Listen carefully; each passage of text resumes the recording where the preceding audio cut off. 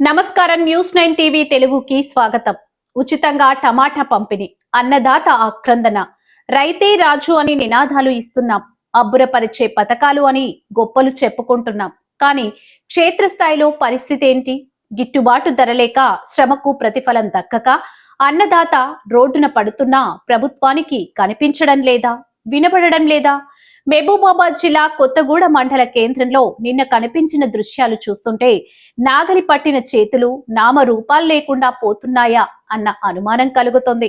శుక్రవారం వారాంతపు సంత, లాభాలు వస్తాయని ఆశపడ్డ రైతన్నకు మిగిలింది కన్నీళ్లే. కిలో టమాటా ధర కేవలం ₹2.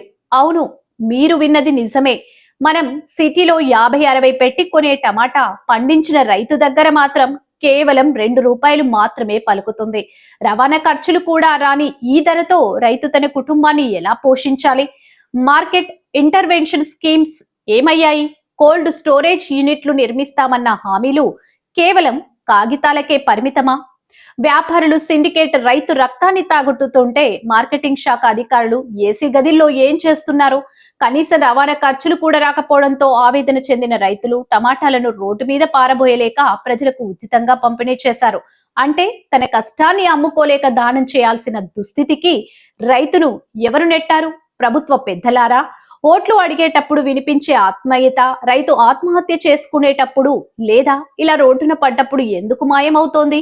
పంట వేసేటప్పుడు ఎరువుల ధరలు ఆకాశాన్ని తాకుతున్నాయి, పంట చేతికొస్తే ధరలు పాతాళానికి పడిపోతాయి.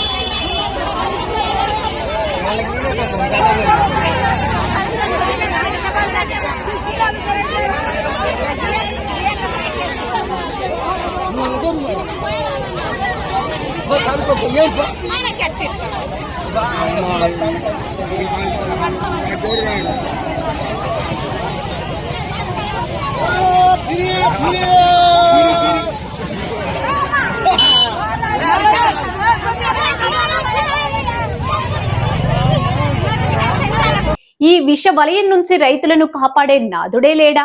తక్షణమే ప్రభుత్వం స్పందించి గిట్టుబాటు ధర దక్కని రైతులకు నష్టపరిహారం చెల్లించాలి. లేదంటే ఈ ఫ్రీ టమాటా పంపిణీలు రేపు ప్రభుత్వ వైఫల్యానికే నిరసనగా ఫ్రీ ఓట్ ఉద్యమంగా మారక తప్పదు. మరిన్ని ఇలాంటి న్యూస్ అప్డేట్స్ కోసం చూస్తూనే ఉండండి న్యూస్ 9 టీవీ తెలుగు. జై హింద్.